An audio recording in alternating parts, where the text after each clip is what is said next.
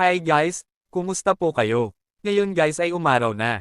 Kaya masaya na naman ang lolo nyo. Kaya lang guys nalungkot ako bigla nung makita ko ang 60k minutes view ko. Kung napapansin nyo kasi guys nitong mga nagdaang araw ay tinatamad ako mag-upload ng mga videos. Kaya malaki ang naging epekto sa 60k minutes view ko yung nangyari guys. Kailangan yung i-monitor ang 60k minutes view nyo guys kung nababawasan ba ito o nadadagdagan. Para ma-monitor nyo yan guys, bago kayo matulog sa gabi ay tingnan nyo muna isulat nyo sa papel o kaya i-screenshot nyo para matandaan nyo kung ilan siya bago kayo matulog. Pagkatapos guys, pagsapit ng alas 3 ng hapon ay tingnan nyo guys kung nadagdagan ba ito o nabawasan. Kaya guys huwag kalilimutan mag-upload ng inyong mga videos araw-araw para hindi nababawasan ang 60k minutes nyo, maliit lang kasi guys ang minutes na nakukuha mula sa mga shared post, text post at photos, mas malaki pa rin talaga ang ambag ng views mula sa short videos at long form video. Iwasan nyo na rin guys na mag-upload ng mga videos na may mga watermark o yung mga videos na galing sa iba't ibang social media platform. Pati na rin guys ang paggamit ng mga background music.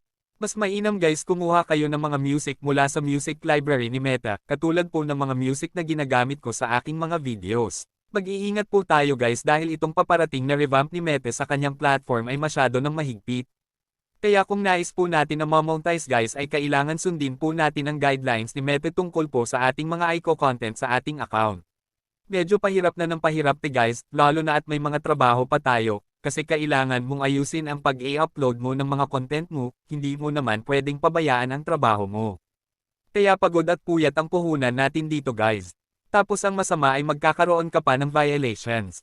Para maiwasan ang mga violations guys ay gumawa na lang po tayo ng tama.